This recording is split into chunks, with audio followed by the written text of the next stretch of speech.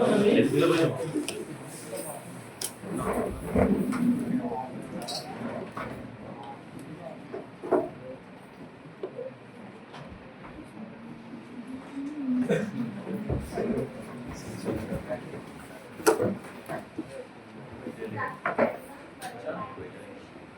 invite Ms. G. Shavnika, Assistant Professor of Mathematics to introduce our esteemed resource person, Dr. ABV-Kiran Sir, Senior Scientist, Aryan Nanotechnology Private.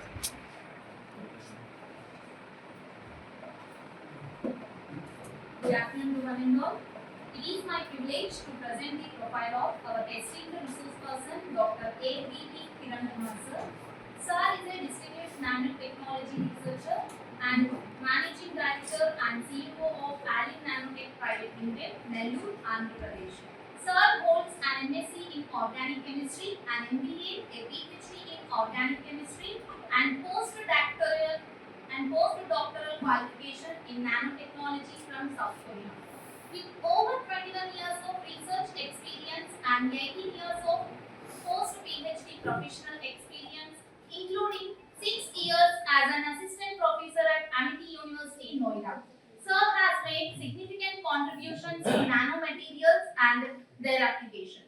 Sir research focuses on the synthesis of nanoparticles, nanocomposites, flexible electronics, supercapacitors, sensors, photocatalysis, and biomedical materials for wound healing and food technology.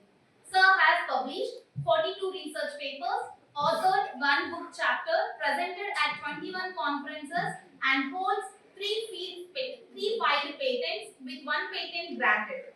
Dr. Kiran Kumar Sir has also guided PhD, MTech, and BTech students and provide research guidance consultancy and product development service in the fields of nano and biomaterials. Now, I request Dr. ABV Kiran Kumar Sir to take over the session.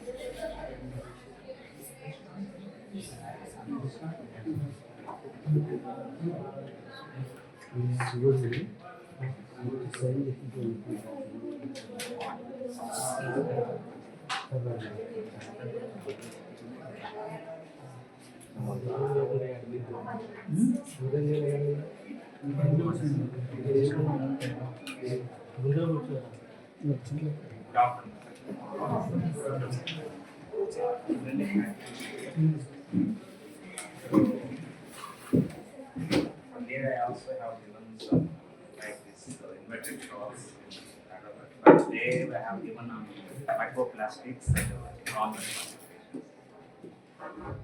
Here, asked me to give on phosphorus. Phosphorus is one of my key research areas. In terms of astronomy, my background is synthetic organic chemistry. There is no any relation in between the phosphorus, purely physics. But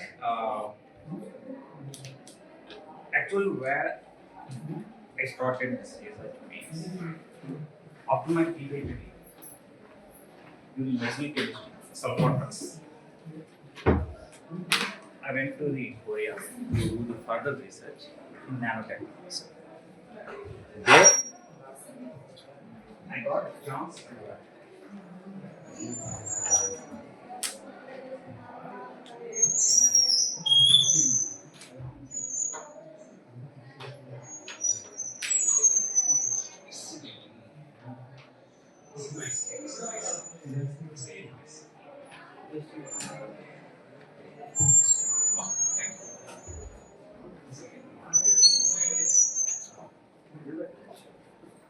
with big group.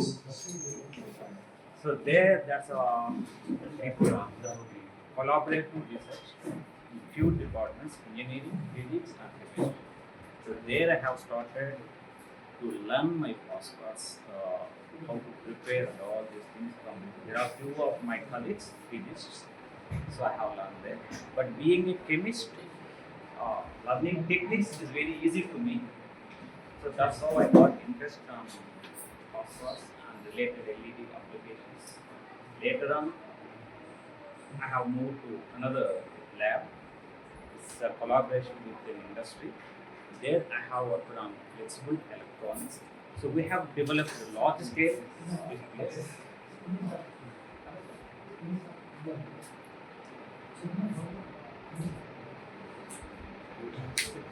Hello. Is audible to you? No. Same noise. Okay.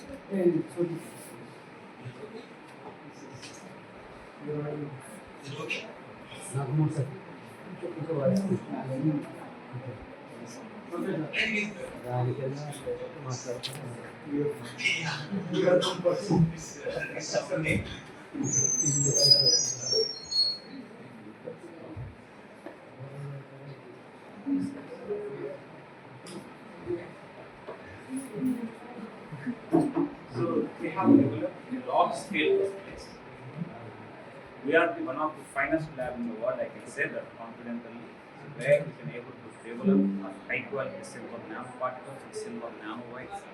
So we have replaced ITO, indium tin oxide, and that flexible electronics we have developed. But unfortunately, I will tell you that one point. Though your technology is so great, though your technology is so advanced, if it is not accepted by the society, that product will end. So that's what happened. But I tried a lot to bring the technology to India. Again, there is a big issue. I tried to get funding from Indian investors. But at the same time, a Chinese person took the technology, so they took all the way that company to China. So this is a problem in India. While we are talking about being an industry person, I can tell you one thing. Whatever you are doing, you should think about that, whether it is useful to the society, can able to bring to the society. There are two terms, one is creativity and innovation. So academics always wants creativity, but you need industry innovation. Enough. Doing innovation is enough with existing technology. So that's why I have designed this session. It looks like it's very basic session. You can understand as simply as I have designed that one. So people who wants to start LEDs or flexible electronics, so you people, particularly students, so you can easily understand what exactly the light emitting materials and their purpose in the society. Okay? Yes. That.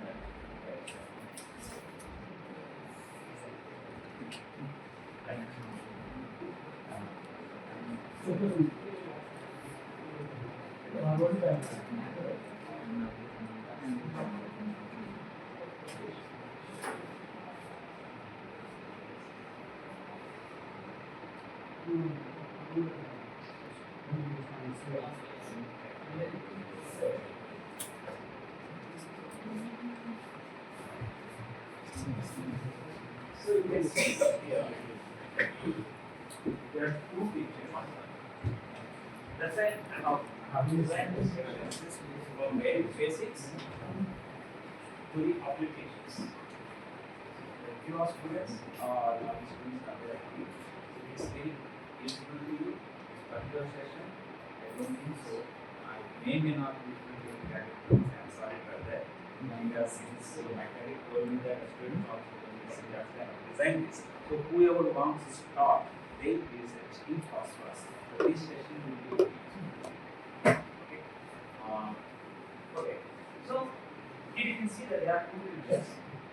About which quantum of emission, and this picture belongs to the few powders or oxides. Okay. Now, why we need oxides? So before that, our session is mainly total session completely based on LEDs. So we discussed about little about that. Why we need LEDs. The first point, you can say that the first light emitted in 1800s, 150s. So there we have to look at this. How the generations happen in lighting, quality and efficiency. These two are most important. I think in my childhood days, they used to call that 3 kilowatt bulb. I used to believe that there is a confusion. What does mean 0 watt? But actually, that is not 0 watt. That's 18 watt bulb. Why the standard 0 watt 18 means that infant cell light that will give you 16 luminous per watt. That's why we used to call 0 watt bulb. That is the reason. So look at this efficiency. So first one is efficiency. Here it gets very hot during the lighting process. Means the total measured energy is efficiency around 10% only. You can see here. So around 10 to 20%. Means remaining 80% of the electricity you are giving, you are providing to the light is converted into heat, which is not useful for us. So efficiency is the most crucial part in the generations of the development of the energies. That's the history. Now come to the point here. Next, after the 90s, I think the fluorescent bulb here. That gives you roughly 40 or 70 lumens per watt. Okay? Oh, yes, you can see. This fluorescent lamp, 70 lumens per watt in 90s. After that, the latest advancement LEDs that can give you up to 300, from 80 to 300 lumens per watt. That is the efficiency. That's why nowadays we are using 90 watt LED bulb, which is equal to 40 watt tube light. Fluorescent. That's how the efficiency has been increased for generations. You are lucky for having an efficient light. So here you can see that there are few typical LEDs are there. So what exactly that? How it works? What is LED? So LED is a device which can convert electric energy directly into the light energy. That's simple, right? But what's the difference in between the filament bulb and LED? Means if there are a lot of changes out there, not only the efficiency, materials also. There are a lot of material changes also. So there is a lot of socio-economic growth linked directly to this. That is the most important point to have to observe. How the society is changing, how the industrial activity is changing, the efficiency, everything is interlinked. Now come to the next point.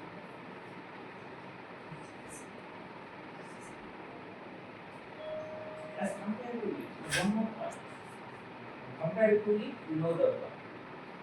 This bulb with this bulb, the heat, generating heat is reducing. That means exponentially, automatically, given energy is converted into efficiency. That's how we are getting for same watt, given watt of electricity. So if you are getting 16 lumens, the same kind of getting up to 300 lumens. But price also, so continue to go. Next. Okay. How it works? But here you have seen that there is one type of LED. The typical LED here other type of other advancements in device fabrication and device manufacturing. Okay, here what exactly it contains? In LED, it contains two parts. One is a semiconductor, in this particular case, indium gallium nitride, wide band gap. Another material which gives is called combination.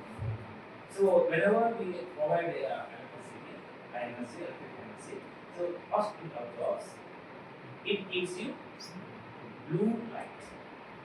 So that blue light converts into white light by another coating over this chip, blue LED chip is called phosphorus.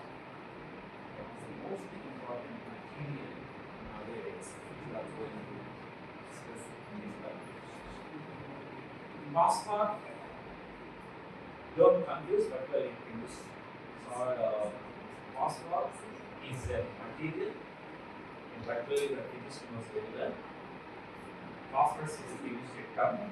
Okay, so phosphor is a powder light emitting made of chemicals. Okay, so don't confuse with phosphor and phosphorus. Right now, this confusion, I'll tell you a small thing.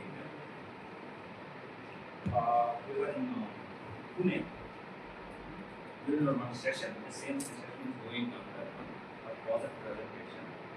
There are materials and materials domain, all kinds of chemistry is all are there. They are all different domains.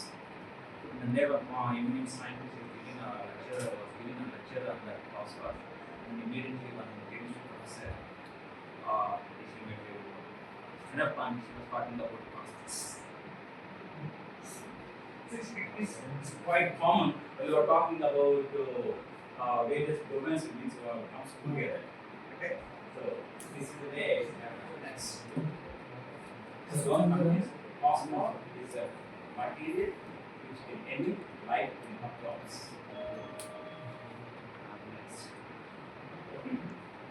Right. So in 2014, this tree is Akasaki Amanda Nakusa. This and this shade of more space for invention of the blue light. Inventing blue light LED will change the entire life. The reason is now we have to find why blue light LED is more.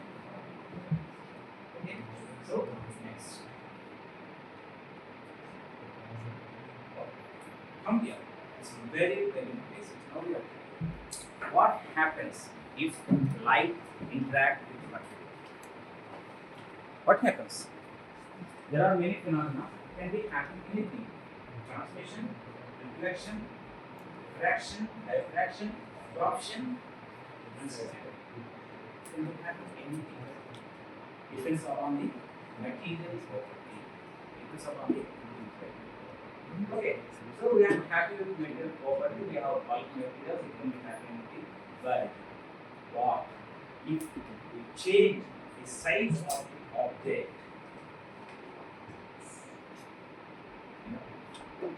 What happens? For example, you saw bulk. Okay. What happens? There are three cases. In one case, our object size is much larger than the light wavelength. We are talking about light means we should talk about wavelength, right? So, what happens in the first case? That's called optics. So here, the first case, that D means so you can say the size of the object or material is much larger than lambda. Much larger than lambda. What happens? So the applications are very applications. This phenomenon. So, as we mentioned earlier, scattering, absorption, emission, transmission, anything else. Okay, so those applications are all we are experiencing. glasses, camera, microscope, telescope, telescope, holography. Now, if our object size is comparable to the lambda or wavelength of the light, there are two phenomena that happen. One is transmittance. That's how the best example is optical fiber. That's how our internet nowadays. You look on internet before internet. What happens exactly in optical fibers? In optical fibers, there are two phenomena that happen. One is transmittance, but as we know, light cannot bend. That's why simultaneously it can happen with the machines. That's how we have from one end to another end. That's called internet. That decides. The AR decides how to attack. So we can say that one, a typical core size of the optical fiber is 7 to 3 nanometers. 7 nanometers of the micron to 3 mm. So that's a typical size of the core of the optical. Now we come to the point why only 850, 1350, 50 or yes, 1550. So remaining because we are using optical fiber with a polymer type of materials. Can absorb some particular wavelengths. That's why there are some specific wavelengths only can transmit 1 and 2 waves without using the signal. The third one is because what happens if you reduce the object size smaller than the lambda. The nanoparticles means how our light interacts with the nanoparticles or nanoscale materials. So, we want to know what happens inside the nanoparticle when it absorbs the light. We have to understand which kind of material you are making, whether it is metal or whether it is insulator or whether it is silicon. Because these three materials behave differently when though it is nanoparticle. Why? Why? It is differently first.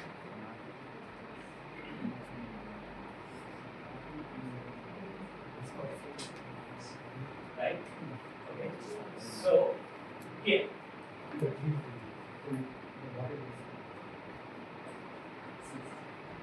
So come to the next thing. What we observe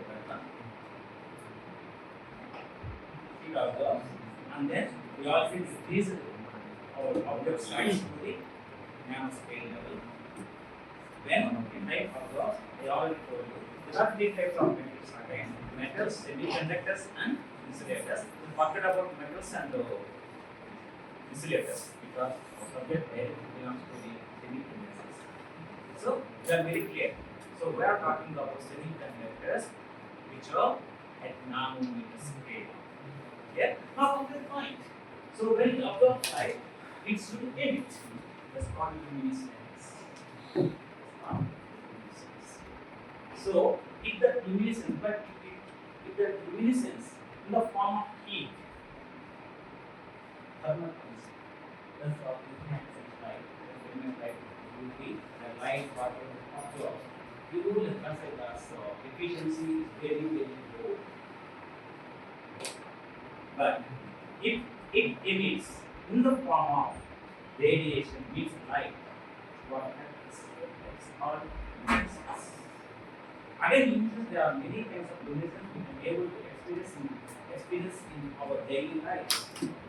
So, one is photoluminescence, chemiluminescence, sapropoluminescence, and electroluminescence. We can do electroluminescence in nanoparticles. Why? So, our work use, they use cathodoluminescence, cathode rays. But now, whatever size we can able to design, whatever size we want, we can do only because of that LEDs. What happens in LEDs? We already discussed about that previous slide. So in LEDs, the electric light directly converts into radiation emission. So that's why we call it luminescence. Now come to the chemiluminescence. Another phenomenon which we should know better. You might know all. Do you remember this phenomenon? Can you identify this sensation? So gas gives us chemiluminescence. It is a chemical. Whenever it gets oxidized, the chemicals yeah, lumina.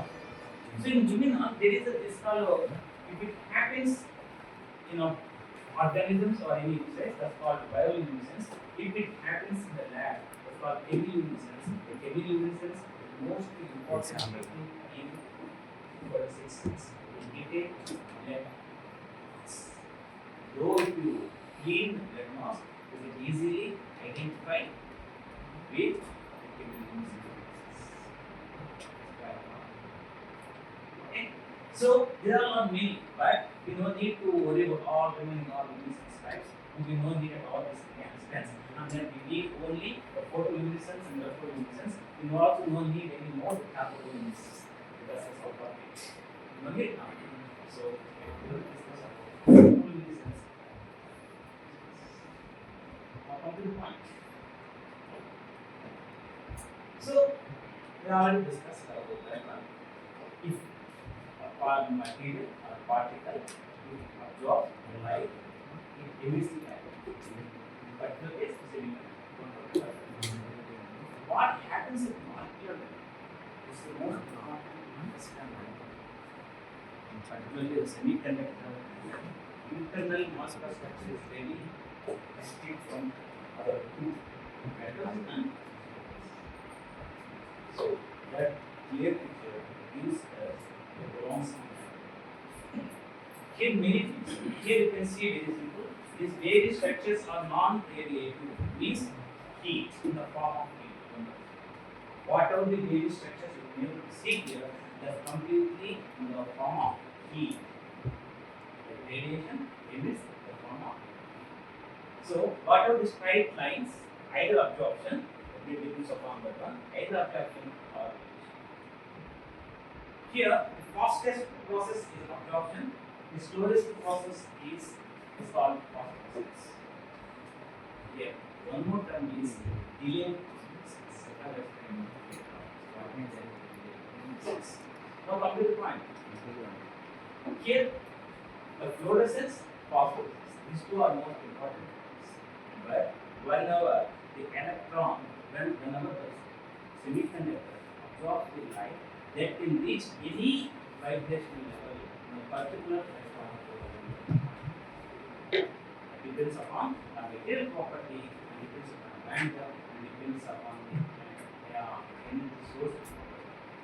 So what happens? That should goes to the vibration relaxation, means some amount of energy loses in the form of heat. That's called vibrational relaxation. And then there are other energy levels, rotation energy levels, since they are very low compared to this, we don't care about the rotation energy levels here, but come to this one. What happens here? So whatever the absorption light, some amount of energy processed in the form of heat, that's right. Whatever the device, however you made a device get heat after some time during the operation. It's mandatory because it's unavoidable because of vibrational relaxation. So that's why we got always lesser energy of the emission compared with whatever or spots. And is there. Okay, now comes one. Here, what is the given the differences between photoluminescence and electroluminescence? So what is quite reverse? Electroluminescence is quite reverse. So what happens? Photoluminescence. So the particular for material in electroluminescence. So electroluminescence, concept comes at the device.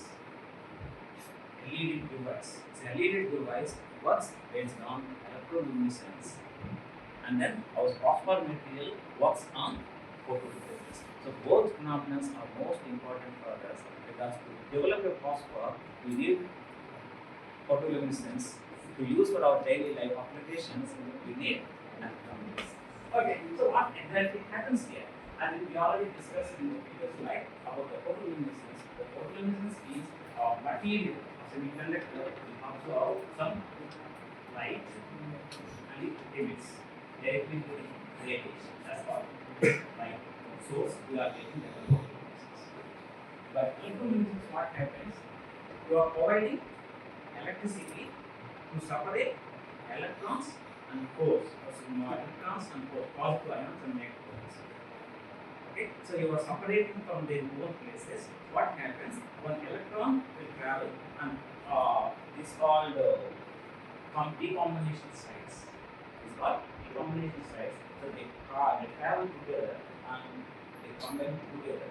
The pole is nothing but in physics. Actually, in chemistry, there is no pole. There is no pole, but in physics, so they consider as a particle. So pole also they consider as a particle. So electron is nothing but we have negative charge of the particle. Pole is nothing but vacant space. But it still we consider as a positive particle. That's why we call decombination process. That's why physics is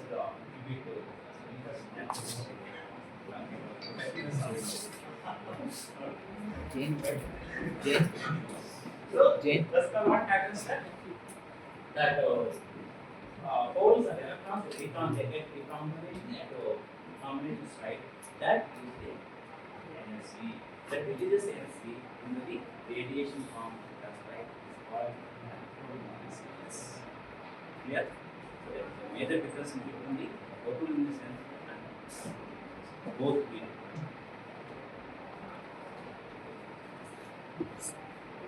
Now, there are generations from 1996. By 1996, which we already have seen that one. After 30 years, they invented a green LED. In 1993 only, they invented blue LED because of it's a material difficulty. Because if you want to get blue LED, what we need? You need wide band gap materials. So that's not easy. So that's why they got Nobel Prize. Okay, now come to the point. See, there are a lot of generations in the LED development. Again, here among these things, the most important now we are here. This is very old, 10 years old, picture. That's why we have a future, but when we are here, it's already happening. So, please now remember this point. Size here and here. This is most important in LEDs. Particularly for we are talking about displays. Okay, so what is this?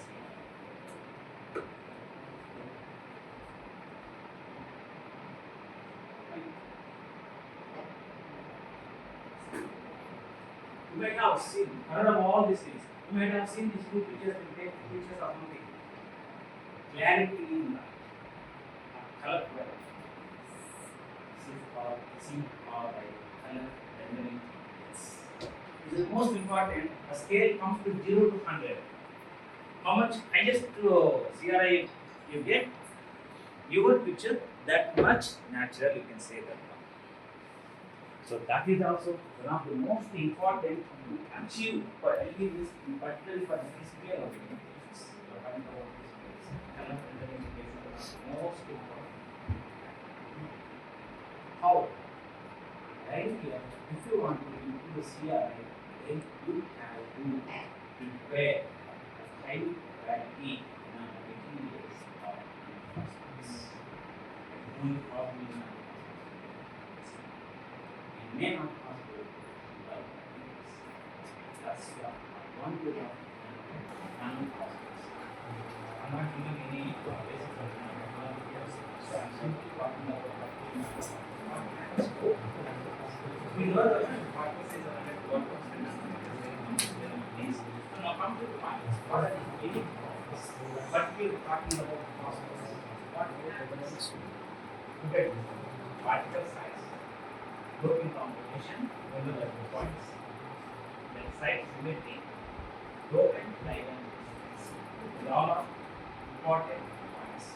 And particularly for talking about nanophosphors, not only the size, quantum, that's not quantum, so not only the size, there are other factors which can decide the quality of the particle or quality of the phosphor due to the particle size, one, doping composition, size symmetry, dope and ligand distance. Dope and ligand distance. So come to the point. What does the advantages? Same from technical, optical, thermal, and mechanical properties. How? And then, particularly we are talking about phosphorus. Nowadays, high-end phosphorus can emit the light whatever the wavelength you want. A tube only because of their elements. We are using their elements as a dopant. What we use here? Doping composition and doping. Here, particularly nowadays, the phosphorus they are using with their doping, they are very efficient and we can able to reach first previous line, CRI, in up to 90%. Okay? How you can see constraints. Now here, phosphorus applications. We are talking about phosphorus what kind of application. The application is not only the LED. Not only the LED. There are many applications for phosphorus. But LED, particularly for talking about nowadays, we are talking about LED. The major industrial application is display. Remember the large scale, all phosphor manufacturers, they all are display manufacturers. LG, Samsung, Panasonic, whatever the display manufacturers. So that's why wherever you purchase Apple phone on the earth, they should pay some amount to Samsung because the display belongs to Samsung company. Where maybe wherever you purchase Apple phone, you are thinking about purchasing Apple phone, but actually you are not purchasing Apple phone, but purchasing Samsung. Okay, another point. There are many applications: block display, CRT display, LCD display, and fluorescent lamps. Okay, so there are many applications. Next. Types of phosphorus is most important. We see. One is inorganic phosphorus. In inorganic phosphorus, generally zinc sulfide, zinc oxide, purely without doping. Without doping, generally we use zinc sulfide and zinc oxide as a inorganic phosphorus.